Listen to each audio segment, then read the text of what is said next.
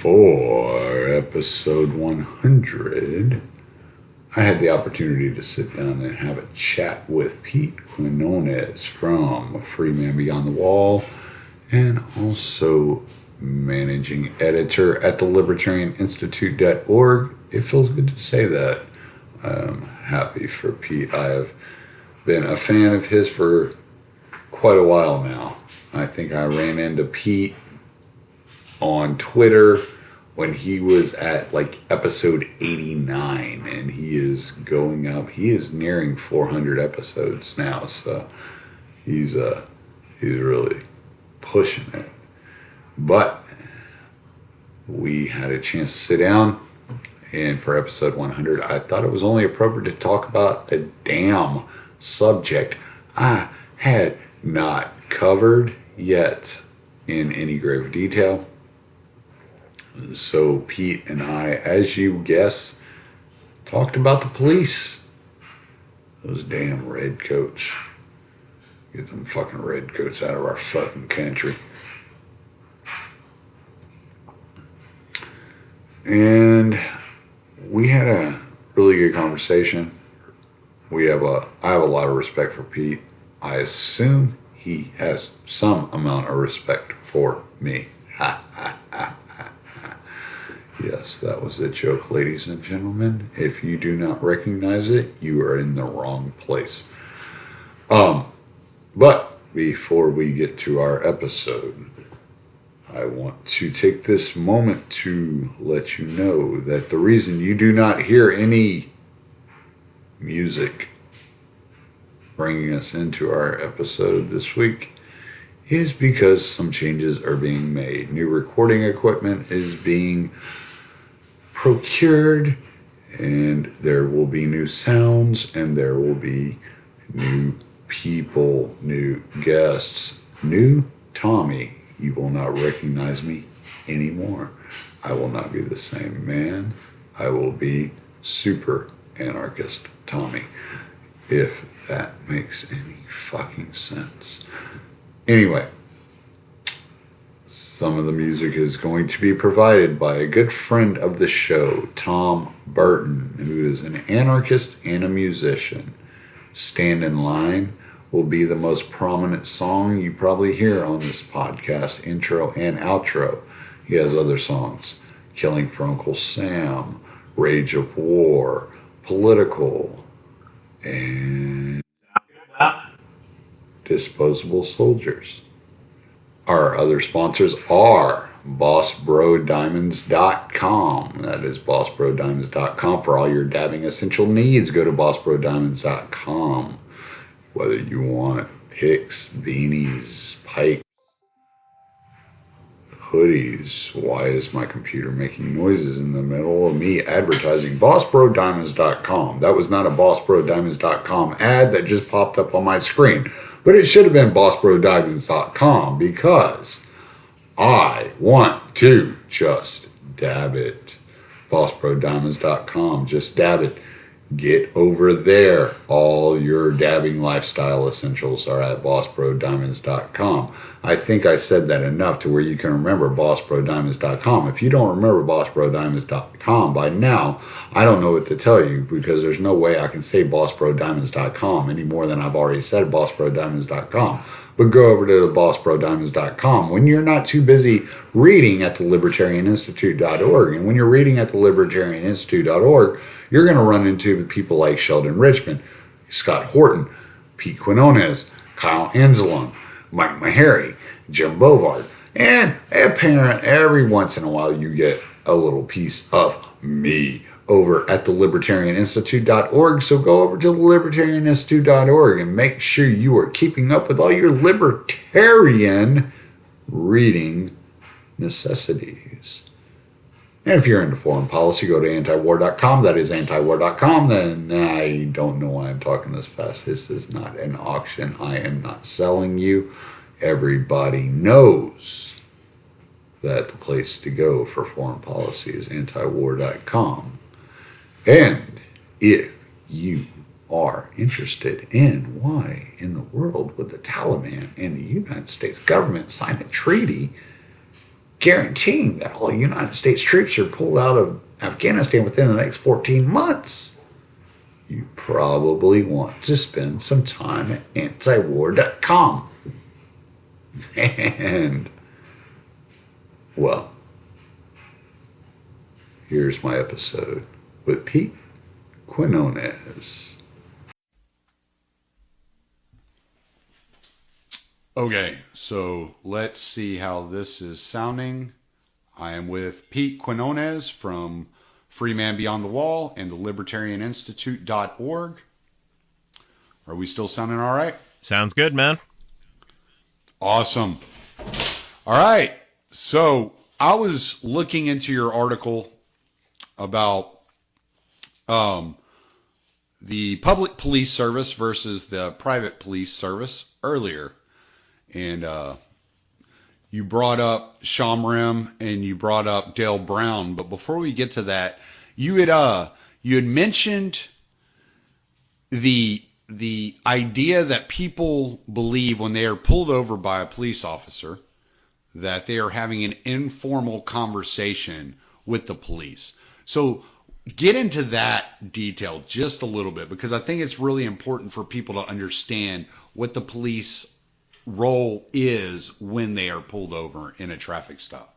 Okay, this isn't out of my own head. I got this from former police officer Rayford Davis. Other police officers, Pat from Uncensored Tactical has said this too. Basically, they have something what they call building the stop. Whenever you get pulled over, whatever it's for, I mean, if it's for speeding, broken taillight, thing like that, they're looking for other things to tack on to it. Now, this isn't everywhere. Okay, if you live in a small town and you went to high school with the police officer, with the deputy, things are going to be probably different. You guys are probably, he's probably maybe going to let you go with a warning, or, you guys are going to start cursing at each other, and he knows you don't pose a threat to him. But, I live in a bigger city. I live right outside of Atlanta. And what they do is, and Rayford talked about this, he worked for North Charleston Police Department, which was actually one of the first formal police departments in the whole country. And that's a whole different podcast. But because that's where the slave catcher patrols came out of. But what he said is they're building the stop. They're looking for anything, And at this point, courts have ruled they can, if they just say they smell marijuana, they can get you out of the car. Let the dog go in there. There was a report done. It was like 82% of the time the dog reports on something, but it's something like it's only 10 to 20% of the time where they're actually right. So basically, these aren't your friends. I mean, they're looking for something to stick you with, and their job depends on you writing tickets. I had John Besa on the show. He is a former police officer. He was New York City NYPD. He moved to Florida and joined another department, and by that time he had become a libertarian, and he decided, look, I'm going to police like a libertarian would. I'm only going to look for crime. I'm only going to police crimes with a victim. He answered all the questions about taking taxpayer money and everything like that. Forget it. That's right. A whole different argument. But he decided he was going to do. He said, look, he's an anarchist now. But he wasn't an anarchist then. So he went down there. He had the best arrest rate on open violent crimes. He had a shift where he would stay over. It was an overnight shift, and overnight he would just be studying this. He'd be looking. He'd be making contacts, and he only arrested people who actually did violent things. He would go if he went into a domestic dispute or something like that. He would do everything to defuse it and not want. He doesn't want to arrest these people. It's bad enough that their dirty laundry's out in public now and everything. Right. But he was down there for 3 years, had an insane clearance rate for violent crimes, and he ended up getting run out of the department because he wasn't writing tickets. So what does that tell you about what their job is? I mean, we're not even going into SWAT raids and things like that. I mean, that's for later. But just it tells you that they are there to generate income. Think about it. Here's how absurd it is. Cop pulls you over. You weren't wearing your seatbelt. That means you owe us money now. How ridiculous is that? I mean, just think about it. I mean, people don't, they have this cognitive dissonance where they know how the world works. They think they know how the world works, and the world works this way. Mm-hmm. Seatbelt laws were passed in the 1980s. By the way, who lobbied for the seatbelt laws? Car insurance companies and health insurance companies, because they're the only ones. These laws weren't passed to keep you safe. These laws were passed to keep you safe, but to lower cost of writing out what's the money they give out for insurance claims, Right.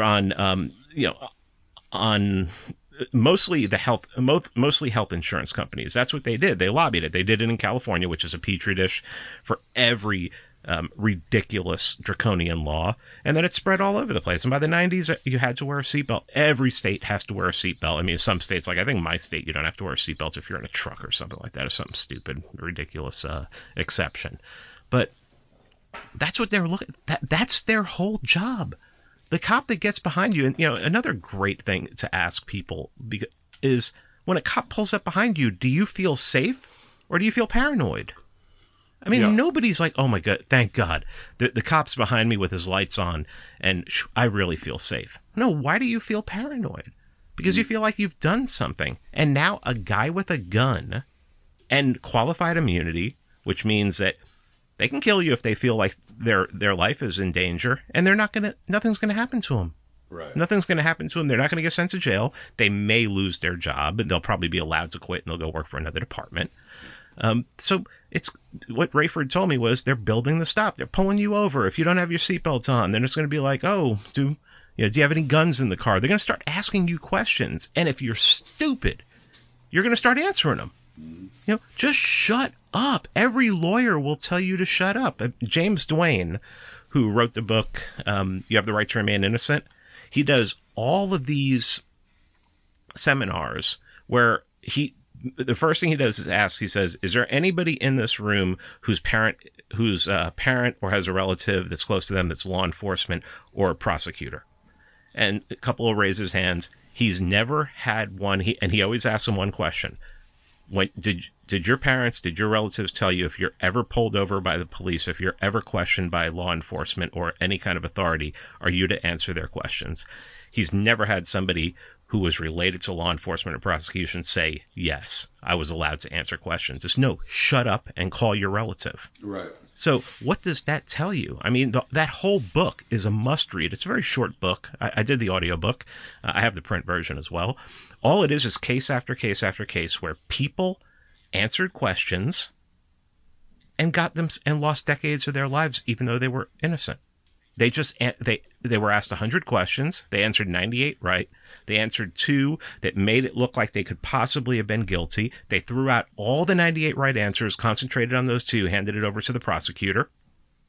Now the person lost decades of their life, and they were completely innocent. I mean, this is,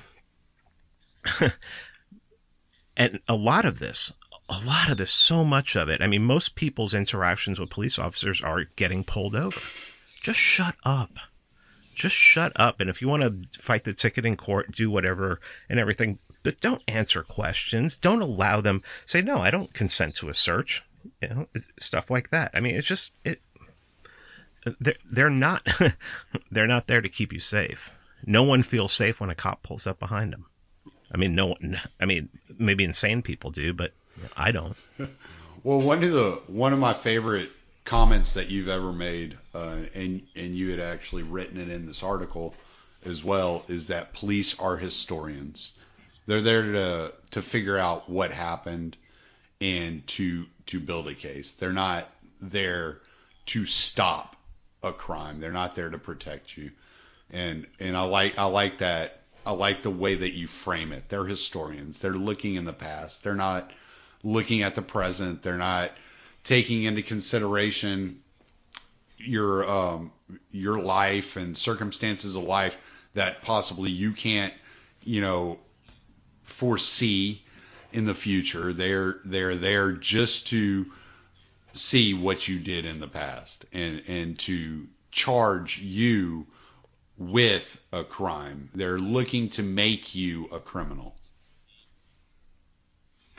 Well, and this is, again, I've been told this straight from the horse's mouth. I've spent a lot of time on gun forums on the Mm-hmm. internet, and a lot of those gun forums are just loaded with police officers, and they will tell you, go get training, buy a gun, go get training, because we're not going to be there in time. Every single one will tell you, chances are we're only going to be able to stop a crime, be there in time 5% of the time, and that's usually domestic Yeah. stuff. So, I mean, you're on your own. And yeah, so what if you do call the cops? What are you calling the cops? I've been robbed. And then they come here and they take information. And at this point, it's like, I remember I had my bank account hacked. Mm-hmm. And they told me, they said, well, we'll put we have insurance, we'll put the money back in there, but you have to file a police report. And it's like, that's the last thing I wanted to do was call a cop and talk to him. But I did, Mm-hmm. and they didn't, they flat out told me, they said, and I've told this story before, I filled out a report. I saw the guy a week, 2 weeks later, just by accident. And I said, hey, you remember me? Did you ever find out who stole that money out of my account? He's like, oh yeah, it was somebody, over in Norcross, a couple towns over from me. I said, oh, so did you get him? He's like, no, we're not allowed to arrest him. You're getting your money back, right? So, think about it. That's actually a pretty good gig if you know how to hack people's cards, if you can steal their numbers, or you can hack their accounts or anything like that. It's a pretty good gig. They're not going to arrest you, I guess, unless it's the wrong person. If you hack a politician or a lawyer or a police officer or something, or somebody related to those people. But someone like me who doesn't want anything to do with just a regular schmo. They don't Yeah. care. They're not going to stop that person from ever doing it again. So it's just, they're, it's like you said, they're historians. They show up after a crime. They take down what the story is, the story that you give them, and then good luck. If you were assaulted, good luck them finding the person. I had a car stolen from me 20 years ago. They found it, but they never found who did it. So it's just good luck. That's all they do. Obviously, with the story about John Besa and everything, they don't care. They don't really care that somebody's clearing any open crimes. They just want them out there writing tickets. Yeah, and one of the things I've had to deal with because I'm a truck driver is, my wife's at home by herself a lot, and we had an instance a few years ago where she called the police, and they were like, yeah, we'll call the guy, and what had happened was we needed somebody to mow our lawn while I was gone for a couple of weeks. And so we needed somebody to show up and mow our lawn. So, she called a guy that my mom had known and not knew well, but she had used in the past. And he came over and he mowed the lawn and put a rock through the windows. So my wife had to come home from work, and he saw her, and I guess he was attracted to my wife. So he started texting her regularly, just constantly harassing her. And one day my wife woke up in the morning and he had texted her, and she was like, you know what, man, like, I'm not interested in talking to you. I'm happily married. I have no interest in speaking with you. And she stole a line from Friday. It was just like, bye, Felicia. And the guy goes, Felicia? I'm not Felicia. I'm at least 9 inches. And sent her a fucking dick pic. Unsolicited whatsoever. Complete sexual assault. And the police showed up and said, yeah, we know who it is. We'll call the guy. And we'll tell him. Well, I was like, well, that's not good enough for me. I live in a small town. A few thousand people. I called the local newspaper and talked to a journalist and told them to put out a report on this guy's, landscaping business, because I was like, the police aren't going to do anything about this. What are they going to do?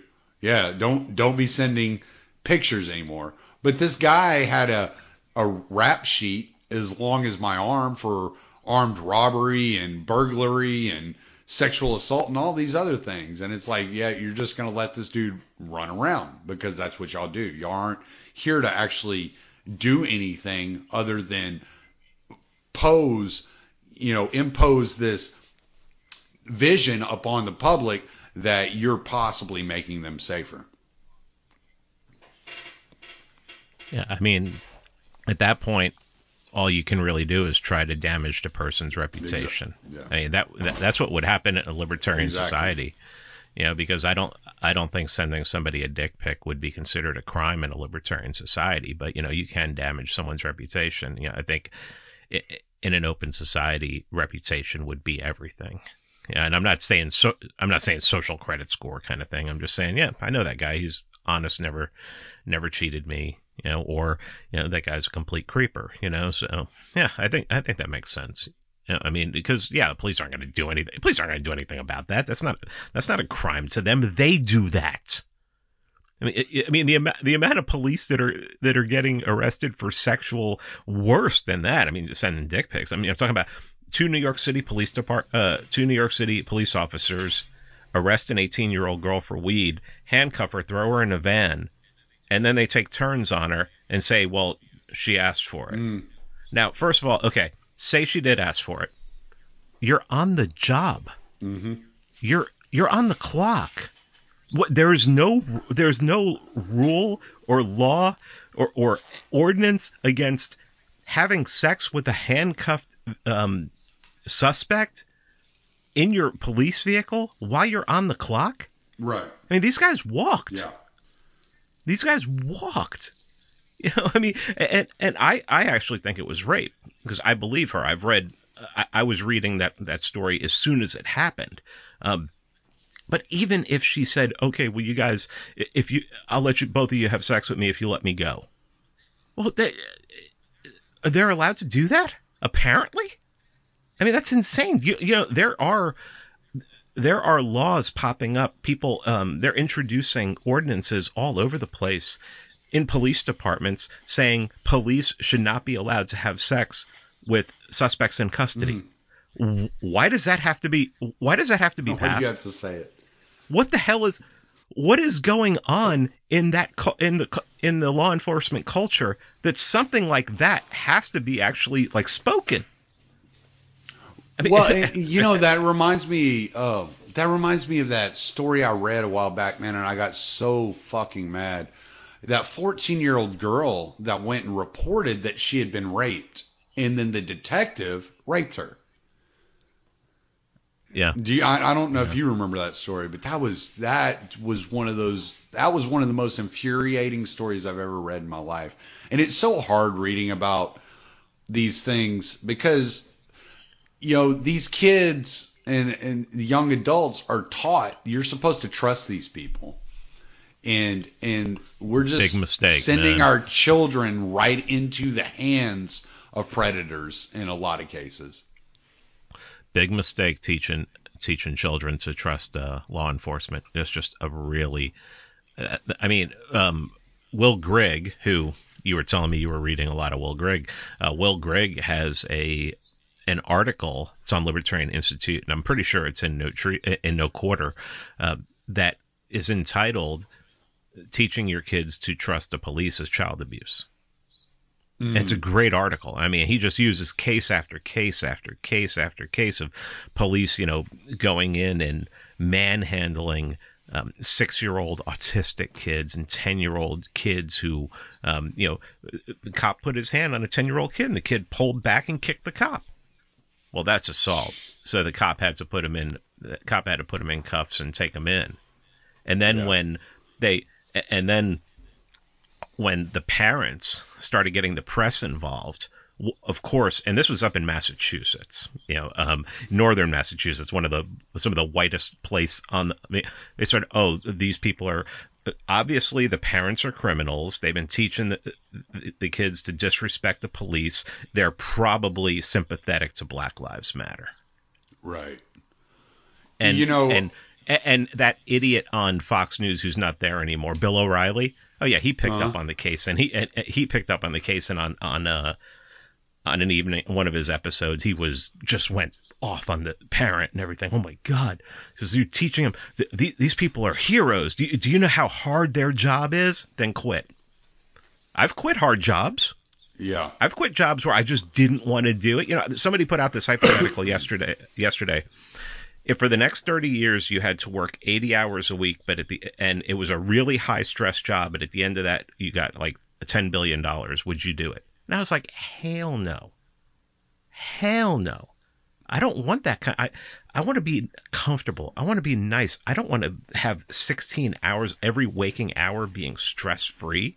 Right. Think about the person who. I mean, and cops say it's one of the most stressful jobs on the planet. Well, there's other stuff you could do where you can make more money. Yeah. There's other stuff you can do. But that's right. It's the benefits and it's the pension and for a lot of them, it's being able to commit crimes and get away with it. Well, I mean, and I know cops. I mean, they side hustle too. They do things on the side where they're making like $80 an hour working as a security guard, you know, for the local Waffle House or whatever, you know. So like you said, the benefits are ridiculous in a lot of cases because you have these private businesses that will, you know, hire a cop off duty to dress in his uniform and sit there for 5 hours and, you know, pay him a couple of $1,000, you know. So, I mean, I work for a private company. We're a large international company, but we're not even publicly traded anywhere. And I get the same kind of benefits. I get the same kind of benefits a government employee does. Oh, really? So if I can do it, I don't have a college degree. If I get down, I'm about 25 credits short. If I can do it, somebody else can do it. Yeah. I mean, you don't have to carry a gun and, you know, seek to extort your neighbor or terrorize, you know, shoot dogs all day. Right. You know, or rape 18-year-old girls. I mean, it just doesn't. No. Why would you want that? Well, I mean, in the same realm as what you're speaking of, my mom doesn't even have a high school diploma, doesn't even have a GED, and she makes 6 figures a year. You know, I mean, it took her 30 plus years to do it, but she figured it out. You know what I'm saying? So it's not that it's impossible. But one thing I want to touch on, man, and like these 4 paragraphs, I felt really encompassed Will Grigg's argument, like to the core. And it's from a article entitled "In Praise of Rogue Cops." He says, as an institution, the police do not exist to defend life, liberty, and property. That would be the role played by peace officers, a population that is, for all intents and purposes, extinct. Police are given the task of enforcement, the imposition of rules devised by and on behalf of the wealth-devouring class. That role includes dispensing summary punishment against people who display anything other than instant, unqualified submission to them and to the political order they embody. Any material good that is done by a police officer is a renegade act, given the nature and purposes of the institution that employs him. In any situation blighted by the presence of a police officer, that armed functionary's first priority is not to serve or to protect anybody. Sociologist James Q. Wilson, whose writings became something akin to canonical text for Rudolph Giuliani and other politicians and policymakers of an authoritarian bent, explains that a police officer's first priority is to impose authority on people who are unpredictable, apprehensive, and often hostile. That apprehension is an understandable reaction to the presence of an armed stranger of dubious character who demands unqualified submission. The hostility is predictable, entirely defensible, and generally commendable. Members of costumed enforcement class refer to it as contempt of cop and regard it as an offense subject to summary punishment through the application of state licensed violence, frequently of a lethal nature. And he goes on to explain. He was a poet. Yeah, Man. I know. He's beautiful. He's written. Will Greg. I read some stuff today that just made me laugh when he was talking about people like armed with straws and spitballs, and things of that nature. I just, you just can't help but laugh. But I love the terms he would come up with for police officers. I stole one that I use all the time, tax feeder. And but I was in a private chat. We were trying to figure out what the funniest one he ever used for a police officer was, and we came up with donut furnace. I was like, it's like one of those things where you read Will Grigg or you watch a debate that I just put up that he did in 2008 about the Iraq War. I watched that. That was very good. It was, and you really want to cry knowing that he's not with us anymore, because he was really, it's Scott Horton says it, and I agree, he was the best of us. And it's just his what do they call him? Thesaurus Rex. Yeah. Because of his vocabulary, it was just unbelievable. And his prose, it was just, I mean, no one ever wrote as infuriating articles so beautifully as he did. Right. Yeah, it was. I really enjoyed my 3 hours this morning. I was like, after I watched that debate, I was just like, okay, I got to read some more of his stuff, man. So I dove in this morning. He's a beautiful man. Yeah, but I mean, he puts that in such a way, and he goes on to express in that article that the rogue officer is the officer that does right. In other articles, he describes officers that actually follow through with investigating, DEA agents that, abuse their power and this, that, and the other. And this gets to the heart of the entire matter, is that we have to deal with this authoritarian force. And then in your article, you mentioned Dale Brown, an entrepreneur. And he has a quote along the lines, law enforcement is for people that broke the law or chose to have laws enforced against them. So the idea behind Dale Brown's vision ties in with the whole Will Grigg description of the police. But the question becomes, how do we opt out? How do we opt out of this system? Well, I mean, there's a couple ways, and I mean, you really can't opt out at this point, but you can make it so that they won't pay attention to you. I have a friend, Mark, who lives about an hour north of here, and he lives in one of those communities that's, it's every house looks the same, and it's in a big circle and everything. There's probably like 120 houses, and they have private security. Yeah. And they pay for it. It's part of, it's part of their dues and everything. And they have a person who, well, not just one, but, different shifts that just patrol the community. And they don't do any kind of, they're not there for like, oh, your lawn looks terrible or something like that. That's the Yentas, that's the Yentas that live there. But they're just there to look and make sure no one's breaking into anything. No one's come in there to commit violence. And really, if you can do that, if you can do what Dale Brown did, I mean, Dale Brown's story is absolutely amazing. I had him on the show. I mean, he actually used the term praxeology when he was on the show. He's like, Really? Praxeology is very important for what I do. And I'm just like, holy crap, and he had an idea to start private security. So he went into the worst neighborhoods in Detroit and talked to the building owners and said, look, if me and my crew can patrol the streets and keep them safe and everything, will you give us an apartment or something like that? And that's basically how they did it, how it all started out. And he just built it up, and he's built it up into this multi-million-dollar business now, where he has these communities that a lot of communities that he built up that were, total trash. And now they're, high dollar homes in these areas. Mm-hmm. And he patrols them, and he said that he doesn't try to get the police involved, the monopoly police involved, unless he absolutely has to, or unless, a customer demands it.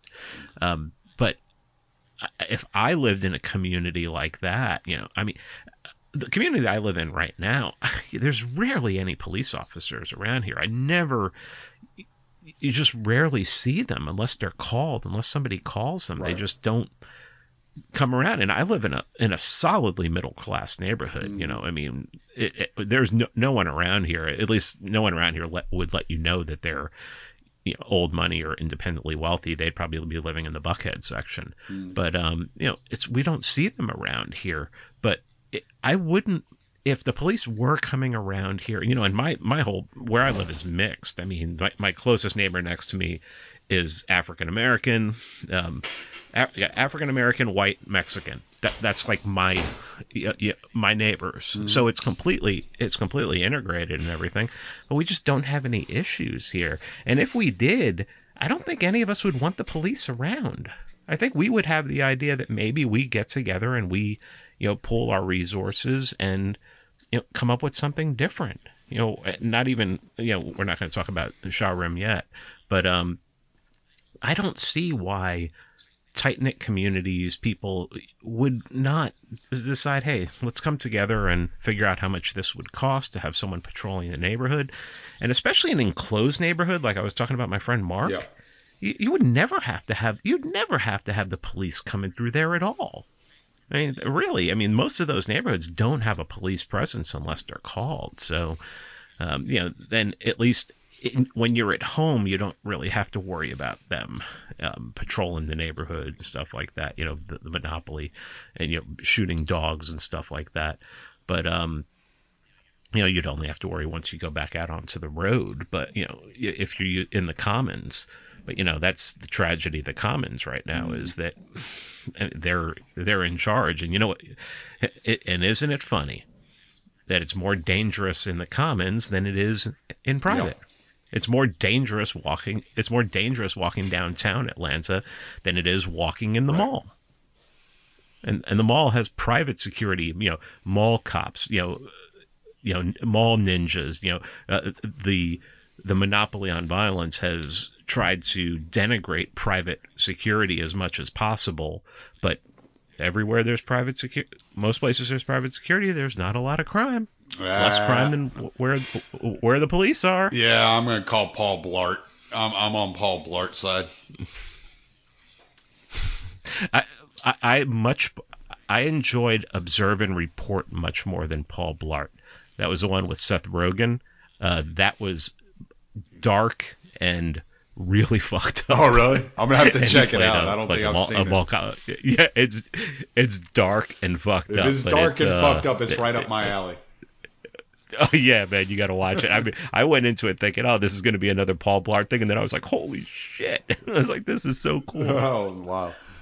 But yeah, but it's. I think that's one thing people can do. Well, let me say but like New Hampshire, you got the Free State Project up there. In Keene, say a bunch of people decided to just all move into the same neighborhood and everything, and they could hire and tell the cops, fuck off, go do something. We're libertarians here. We're not going to aggress against each other. Go where there's crime. Stay away from us. You could do that. Let me play devil's advocate. That's done everywhere. For just 1 second, okay? So what you're going to hear from a lot of people when it comes to the Dale Brown experiment is you're going to hear them say, well, this is just Blackwater version of a police department for rich people. How do you address that? I don't understand. Are you saying that they're just going to be aggressive? Yes, yeah, just abusing their power. Yeah, abusing their power, going out there looking to be renegades. Then fire them. Yeah. You can't do that with the police, can you? No, you can't. You can't do that with the monopoly on violence. Exactly. But if you bring in private security and they're doing the wrong thing, why does Blackwater get away with everything? Because they're part of the monopoly on violence. Right. They're even less accountable than a soldier.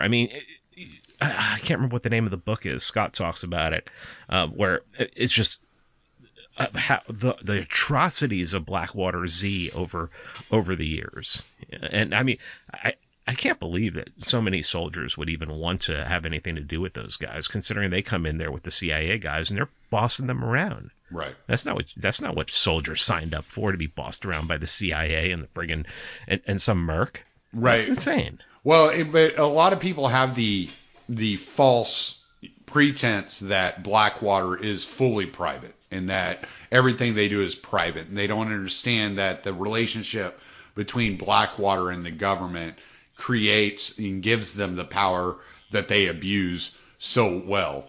You know, another one of Will Griggs' articles, he discusses privatizing, quote unquote, privatizing the police, and he's talking about how the federal authorities and the NSA and police departments are hiring private corporations to go in and spy on American citizens and collect their data, as well as the NSA and the CIA collecting the data. That it's not all, it's not all government agencies doing this, that you do have companies such as you and I would recognize, Google and Facebook and Twitter and these corporations that are working with the government, who are collecting subsidies from the government and being propped up by the government in order to conglomerate their power, expand their power, and collect this data for the government.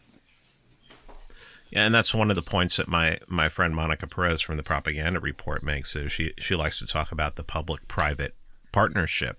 And one of the ways they get around, especially libertarians, we're not, it's a private company, so we're not supposed to even have an opinion on it, all that sort of shit. But you got deplatformed? Sorry, buddy. Well, Google, Twitter, Facebook, Facebook has proven shuts down accounts if the United States or Israeli government tells them. And that was proven. Weren't they by shutting down Greenwald. accounts for Turkey as well? Weren't they doing that for a while? I can't speak to that. I don't know that perfectly, but I do know about the United States government and Israeli government. So, all right, if you're allowing the government to censor on your platform, sorry, you've lost your private status. I don't care if you are openly traded on the market. Same thing with Google. Right. Google is doing the same exact thing. Twitter does the same exact thing, and you can tell because if Facebook takes down an account, Twitter takes down the account the same day, maybe a couple hours later. They're all working in collusion with the government. So I don't care that they're openly traded and that you can buy their stock and that they're private companies and they can do whatever they want. No, somebody's going to have to step up. Yeah. And test this. I mean, Walter Block sued the New York Times for defamation, and he justifies it in using a libertarian argument. Some people may not like it. Some people may not agree with the argument. Some people may. It doesn't matter. These aren't. You have to be able to fight against the government, and Facebook is the government. I mean, they've basically been set up as a monopoly to gather information on people. Right.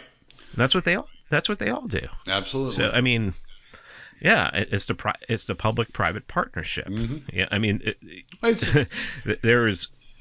it's a more expanded form of regulatory capture. It's just a continuation and natural evolution of it.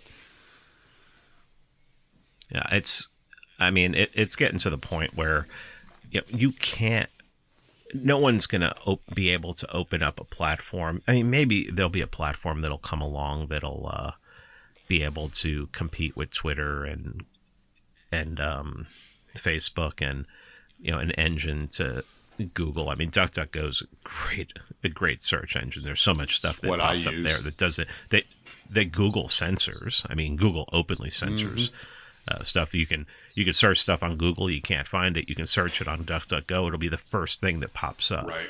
So I mean, we know they're censoring. Well, are they censoring it, or is there an outside force? I mean, when people want to talk about Facebook as a private company, I mean, do you know who does they have the Atlantic Council doing their fact checking. And the Atlantic Council, I mean, this is a think tank that advocates for killing people all over the world. Yeah, it's insane to think that they're private. The Atlantic Council, companies. The Atlantic Council can't be that bad because the CEO of Burisma is a member of the Atlantic Council, and Joe Biden is a member of the Atlantic Council, so it can't be that bad, right? Yeah, I mean, they're two paragons of virtue right there. just amazing. All right. Two of the most corrupt people on the planet. Right. We're getting close to time. I wanted to ask you one thing before we got to Shomrim, because I know you're on a hard out. So have you looked into the way that the Amish have been able to kind of keep a segregated, state outside of the United States? I know that there have been cases. There was the gentleman who was making the salve out of like goat weed or something, and the EPA moved in on him and gave him 60 years in prison. But for the most part, the Amish kind of police their own. Do you know anything about that society and the way that they do that? I've never looked into it. My assumption is it's just on religious grounds, and they will leave people alone on religious grounds, especially people who have not been violent in the past. Mm-hmm. One of the reasons why the Mormons don't get left alone is because there's a violent history there. The Quakers, I think the Quakers, if they were more like the Amish and like huddled together, and they weren't like so spread out, like there's Quaker churches in New York City, right? So you're not being, it's kind of hard to separate yourself. But I think if people have a tendency to separate themselves and they've historically been very peaceful, you can be left alone. I mean, I don't know how much. I really don't know a lot about the Amish. I don't know how much they interact with the money supply, because that would be, to me, that would be like the big thing, that if they're, if Amish are bringing in a lot of money and they're interacting with the money supply, I mean, I think that's pretty much one of those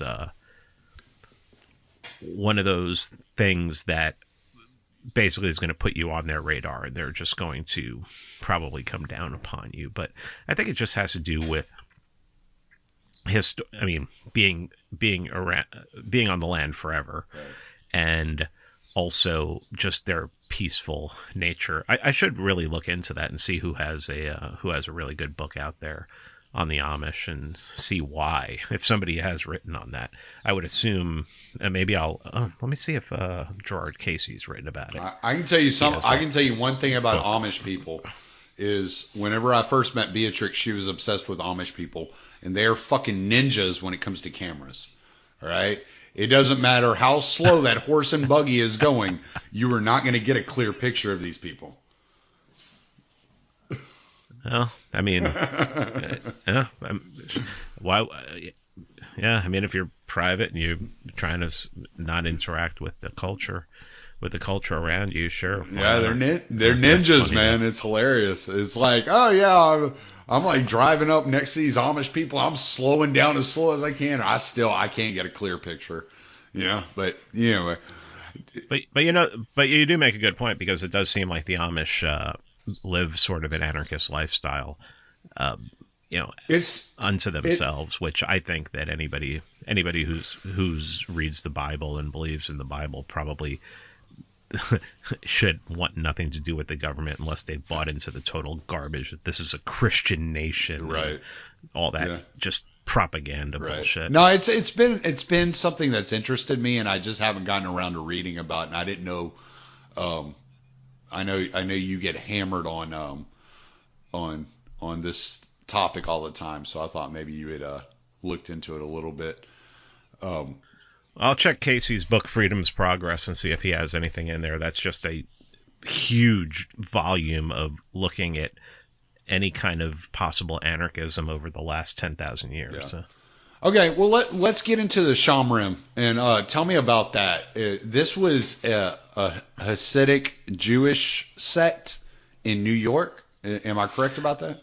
Um, yeah, I mean, it's not. They don't necessarily have to be Hasidim, but yeah, that it did start in that Okay. community.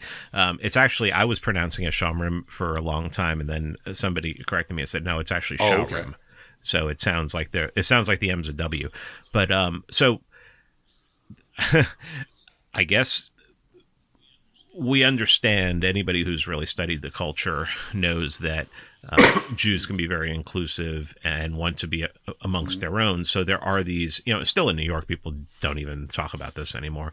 There are just Jewish communities and Jewish blocks and German blocks, and if you go into Williamsburg, there's a Jewish block and a Muslim Islam block like right next to it and everything. So people congregate by themselves. Well, they started having problems um, back in the 70s and 80s with people committing violence against Jews. So they basically set up their own police force within the city. Now, obviously, in New York City, being one of the most fascist places on the planet, they don't operate outside the NYPD. They actually operate with the NYPD, but anyone who knows anything about the culture knows that they only do that Mhm. grudgingly because they would rather just be able to police themselves. So I mean, they have everything from like a phone number and a dispatcher, and they have people who go out in cars and they wear. Um, they're not allowed to carry guns or anything like that, but they wear clothes that will you'll know who they are and everything. And they just basically police neighborhoods. Now there's a bunch all over the boroughs in Queens and Brooklyn. I think there's one in Philadelphia. There's a couple in New Jersey. There's a few out west. There's one in London. But basically, they just operate like the police, and they go around and they look, and they don't only protect themselves. It's like I think 50% of the people that they help turn out to be Mhm. non-Jews, in the neighborhood. So they just basically set up their own thing, and they police their own neighborhoods, and they've you can go on YouTube and see videos of like especially in Hasidic neighborhoods, like the police will come in there and they'll start questioning people, and they'll drive them out of the neighborhood. You'll see them start yelling at them until the police get in their car and go away. They just want to be Right. left alone. So my idea was when I was writing this article, and I also used this story in a speech that I gave once, that why can't libertarians do that? You're of the now. Think about it. These people, they don't believe in the non-aggression principle. They're not policing, even in their policing. I mean, they get in trouble every once in a while for excessive force or you know getting someone down on the ground and taking a couple extra shots. But hey, how different is Right. that than the police? But can you imagine if bunch of libertarians did that in a neighborhood and they were policing upon the non-aggression principle, and you could basically move the police out and um, reduce their footprint in your Mhm. neighborhood. And that's a really good idea to me. I mean, and that's something that also it would be less expensive than hiring somebody like Dale Brown because most of the people would be volunteers. I mean, none of the Right. showroom get paid. This is Right. all volunteer. So it's not like I think they have gotten some tax dollars in New York so that they could wear vests and put lights on their cars and things like that. Yeah, of course I'm against that, but it makes sense to me that and even now, I mean, it doesn't even have to be a libertarian social order. Just even now, you could get away with doing that. You just, as long as it's not, the local, the guy who's been arrested 5 or 6 times, saying, "Man, we're putting together a police force of our own here, a protection force of our own here." But you get upstanding citizens wanting to do this. I mean, really, what are they going to do? They don't even have to help, like they do Mhm. with the showroom.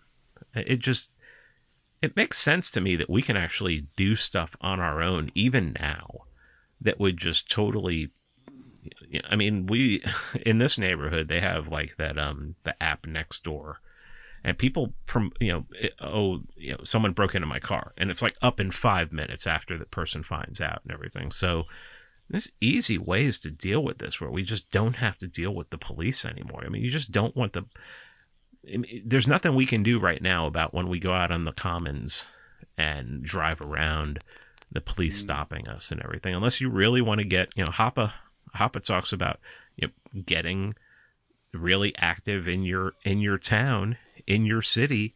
And, two of the first things he talks about when you get to know people and you start going to meetings is privatize the schools and privatize the police.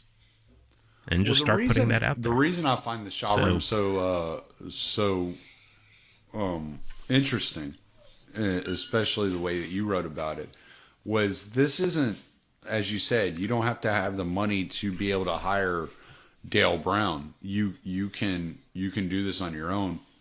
And so I'm thinking of places like the 5th Ward in Houston, the 9th Ward in New Orleans, south side of Chicago, could actually, rather than feel like they're being occupied by this invading force that they obviously don't invite into their neighborhoods, which, I mean, it's a completely, it's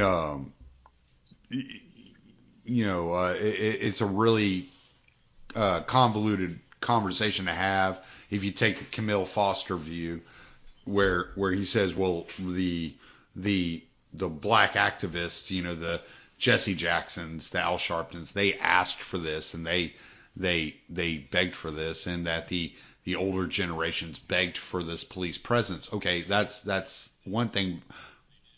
Well, yes, they did. They did. But they did. I mean, the war on there's a war on drugs because leaders and activists in the black community. But my point is that the younger generation coming up that feels like, these kids coming up on the south side of Chicago, or in the 9th Ward of New Orleans, or in the 5th Ward of Houston, or whatever, Harlem, whatever, they feel like they are dealing with an invading force, much like the people in Iraq feel like they're dealing with an invading force with the United States military. So my point is they have the power and the ability to mobilize, create their own community enforcement. Like you said, when you get in the commons, that's a completely different story, and that's another battle. But you can start easing them out of your communities and forcing them out into the commons so that you're not having to deal with them on a regular basis. As I said yesterday on Facebook, if the police were a net positive, people would be flooding the areas with heavy police presence. But they're not. And they're not for a reason. Because the police, like you say, are historians. And they're not there to protect or serve. They're there to enforce the law. Yeah. I mean, police officers like to say, well, if you don't like what we do, we'll vote for different lawmakers. But by doing that, they're openly admitting that they are going to enforce the law of whatever lawmakers in there, whether they're good or not. They don't have a mind of their own. So, I mean, what does that say about them? Yeah, what does that say about them? They're They're just order followers. Right. I was just following orders. Another article I put out just this past week, I was just following orders. And, I mean, it's that is the mantra of everyone who finds themselves ordinary on the men wrong side of history, and after killing somebody or killing have you read Ordinary Men? Millions. And they were just following orders. No, but I've heard so many people talk about it. And what's funny is I can get it on Kindle for.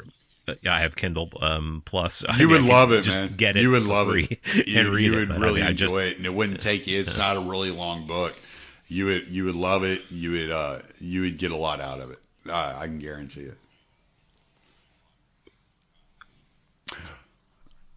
Cool. Right. Try to make some time. One of the 500 books you have to read. Exactly. I know. Literally. I got a list myself. So don't we all? But hey, man, I really appreciate you coming on. I'm glad you were able to squeeze me in on such short notice. So you have a Well, I mean, if I just want to tell you, man, if you're releasing yes, this sir. for your 100th episode, Oh man, I that's a appreciate it. great honor to me. I I mean, that floors me because, when I had my 100th episode, I had Tom Woods on. And that was special to me and everything. So, if somebody asks me to come on and says, "Hey, I have my 100th episode coming on, coming up, will you come on?" Well, I That just is hope one day that I really can means the be world to me. as much of an expert in one area as you are in the police force, even though you didn't ask for it, and so that you ask me to come on your show. So one of these days I'm going to figure something out. I'm working on it, man. Do it. I got this idea I'm working on that it doesn't seem like anybody else is touching on. So it's one of those things that's nagging at me that I'm really working hard at. All right, brother. All It right, was man. great talking I to you, man. appreciate We'll it. talk to I you later. really do. Thank you. Peace.